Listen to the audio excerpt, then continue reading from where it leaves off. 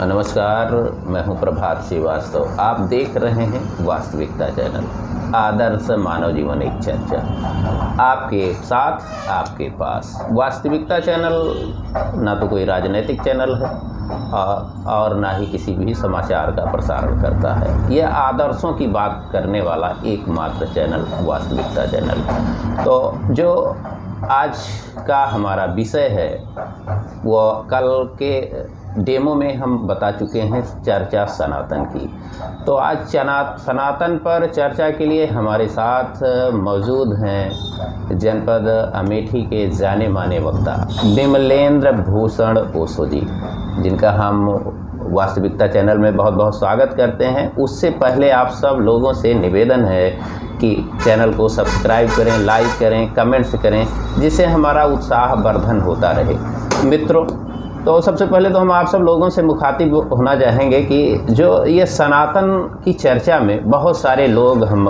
इस पर टीका टिप्पणी कर रहे हैं, तो इसी पर आज के प्रथम अंक में हम इसके सामाजिक दृष्टि, पौराणिक दृष्टि और वैज्ञानिक दृष्टि, तीनों पर हम चर्चा करेंगे और आप सब लोगों के पास साझा करेंगे। तो आप सब लोगों को हम लिए चलते हैं और हम रुख करते हैं अपने आमंत्रित मेहमान श्री विमलेंद्र भूषण ओशो जी से। जी, आपका बहुत बहुत स्वागत है वास्तविकता चैनल में। अब आप इस समय या उस समय जब भी देखो तब सनातन पर कुछ ना कुछ टीका टिप्पणी होती ही रही है। तो सबसे पहले तो हम चर्चा ये करना चाहेंगे कि सनातन की उत्पत्ति, सनातन है क्या, तो उस पर कृपया हमारे दर्शकों के बीच साझा करें। जी बिल्कुल। देखिए प्रभात जी बिल्कुल, जो भी आपके माध्यम से ये छोटा सा प्रयास है प्रेम की रोशनी फैलाने का, प्रेम का प्रकाश फैलाने का, वैसे भी हमारे उपनिषद का वाक्य है, ऋषि इशारा करता है हमको, तमसो माँ ज्योतिर्गमय।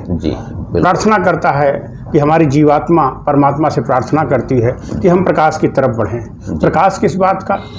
प्रकाश है हमारे बंधुत्व का, हमारे स्नेह का, जिसके लिए हम जाने जाते हैं। वसुधैव कुटुंबकम सर्वे भवन सुखिना वनस्पतयः शांति, इसके लिए हम जाने जाते हैं। बहुत सुंदर प्रश्न है। पहले तो यही समझें हम कि सनातन है क्या। सनातन देखिए, जब मैं बोलता हूँ तो मैं ना तो कृष्ण को अलग करता हूँ, ना मैं राम से अलग हट जाता हूँ, ना मैं बुद्ध से जाता हूँ, ना मैं नानक साहब, रैदास, मलूक, रज्जब, मीरा, गोरख साहब। देखिए, सब हमारे हैं। जी बिल्कुल। सब देखिए, हमारा आध्यात्मिक आकाश, दुनिया में कुछ पैदा होता है, दुनिया और जगह कुछ है, लेकिन हमारे पास एक आध्यात्मिक आकाश है, तो हम उसका उपयोग करें। आज आप लोगों ने देखा कि एक बिल्डिंग में सारे सामान मिल जाते हैं भौतिक जगत के, उसको हम लोग कहते हैं शॉपिंग मॉल। जी बिल्कुल। लेकिन हमारे मनीषियों की देन है, हमारे पूर्वजों की देन है, धन है हमारी धरती भारत भूमि, जहाँ पे मेरा जन्म हुआ। ये स्पिरिचुअल माल है यहाँ पे हमारे पास, स्पिरिचुअल माल है हमारे पास। तो हम कोई भी बात करेंगे तो हम बुद्ध से, चूँकि मैंने कल बता दिया था, चाहे बुद्ध हो, चाहे कृष्ण हो, चाहे नानक हो, रैदास हो, मलूक हो, रज्जब हो, चाहे गोरख साहब हो, पतंजलि हो, सब एक मत पे राजी हैं। वो है मोक्ष। नाम अलग अलग है। मोक्ष है, महाशून्य है, निर्वाण है, नाम अलग अलग है। मतलब हमारा लक्ष्य है मोक्ष, आवागमन से मुक्ति, जिसको कबीर साहब कहते थे, आए हो तुम कहाँ से जाओगे किधर, मन में यही विचार लो बस हो गया भजन। तो हम जो है वो, हमारा गंतव्य क्या है? गंतव्य की तरफ सबका सबे सयाने एक मत। मैं कल भी कह रहा था दादू साहब की लाइन को। तो हमको, हमारी मंजिल क्या है? मोक्ष। और दूसरा क्या है? हमारे जो एक हैं, हमारे ये सारे मनीषी, सारे दृष्टा हमारे एक हैं। वो दूसरा है कर्मबंध, जो हमारे देहात में हमारी माँ बहनें कहते हुए मिल जाएंगी कि जैसे करनी वैसा फल, आज नहीं तो निश्चय कल। कर्मबंध का सिद्धांत, ठीक है ना। और दूसरा है पुनर्जन्म। जी, हमारी वासनाएं, एक छोटा सा उदाहरण दूं कि रामकृष्ण परमहंस बैठे थे कलकत्ते में, किसी ने पूछ लिया कि पुनर्जन्म कब तक होता रहेगा। तो बतासा मिठाई होती है, अब तो थोड़ा सा कई तरह की खोज हो गई, बहुत तरह की वैरायटी आ गई, लेकिन हमारे आपके बच्चों ने बतासे का चलन बहुत था, है ना। आप भी समझ रहे हैं ना हमारी बात को। बतासा रखा जाता था, तो उन्होंने इशारा किया जब तक एक बतासे की वासना शेष है तब तक आपका जन्म होता रहेगा। यानी जब तक सारी वासनाएं नहीं कट जाएंगी तब तक जन्म आपका होता रहेगा। आज के 40 साल पहले हम लोगों का ट्रांसपोर्टेशन, अगर कहीं जाना हुआ 10-20 किलोमीटर, तो वही सोच करके कि अब कैसे जाएंगे कैसे आएंगे, क्योंकि जानवरों के ऊपर ट्रांसपोर्टेशन था, तांगे का ज़माना था, आप देखे होंगे, बैलगाड़ी थी, तांगा था, कुछ बताना नहीं है। लेकिन आज वो समस्या हमारे पास नहीं है, लेकिन समस्या दूसरे स्तर पे आ गई है। हर युग की बुराई होती है, लेकिन हम लोग इलाज क्या कैसे कैसे करते हैं। हमारे आपके बचपन में नई टेर के बच्चे तो नहीं समझ पाएंगे। बाजार में एक आता था एक दवा बेचने के लिए, तो एक बालम खीरा होता था, तो बताता था जितने मर्ज है सबका इलाज बालम खीरा है। जी बिल्कुल।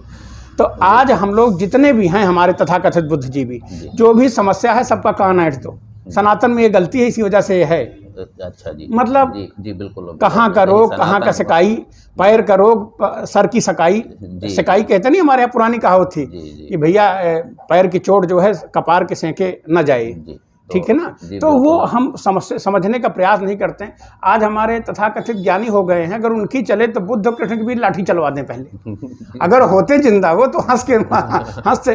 अरे बुद्धिजीवी होते हैं। मैं कल आपसे बात किया, नानक साहब थे, राम का कितनी बार नाम है उसमें जी। लेकिन जो कर्मकांड होते हैं, जो करीने होते हैं, उसमें थोड़ा सा परिवर्तन कर देते हैं, वो जो समय के अनुसार परिस्थित होती है।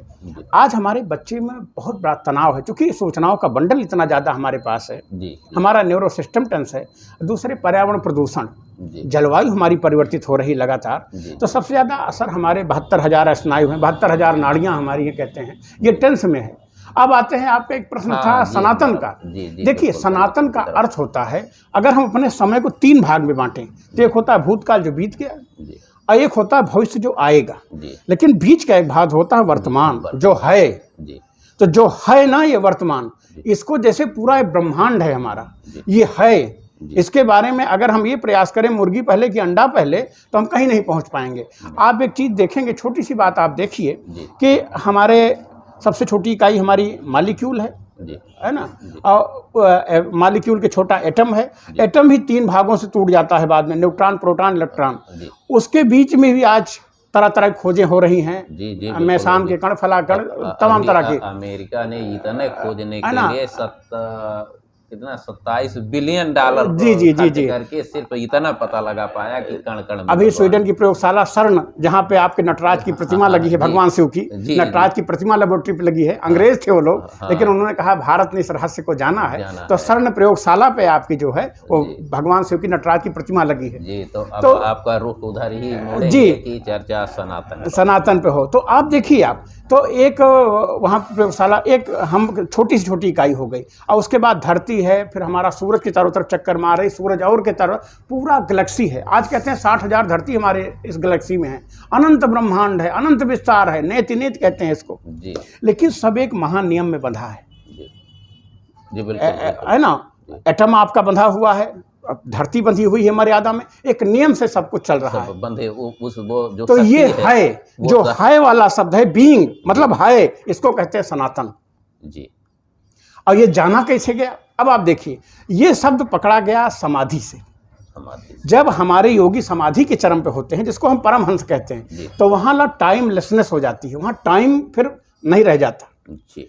इसीलिए बुद्ध की संस्कृत को क्षणवाद कहते हैं, समैया कहते हैं, बाद में बताएंगे। महावीर स्वामी समैया शब्द का प्रयोग करते थे, हाँ उसको बताएंगे मैं। तो सनातन की व्याख्या में वो समाधि से पकड़ा गया है कि वहाँ तो टाइम है ही नहीं, टाइम हमारे सापेक्ष चलता रहता है। हमारी वासनाओं, क्योंकि हमारा शरीर उस हिसाब से, ये जो हमको मिला हुआ है ना, इसमें परिवर्तन हो रहा है। क्या ये कहा जाता तो ये जो परिवर्तन है जी, ये सनातन, जो अपरिवर्तन भीतर इसके है, जिसको हम आत्मा कहें, जिसको हम महाशून्य कहें, अलग अलग नाम, जिसको हम साक्षी कहें, जिसको हम विटनेस कहें, अलग अलग नाम। भारतवर्ष में तो कई, ये कहा जा सकता है कि पहली जीव उत्पत्ति ही सनातन जी नहीं, पूरा अस्तित्व ही सनातन है, वो है।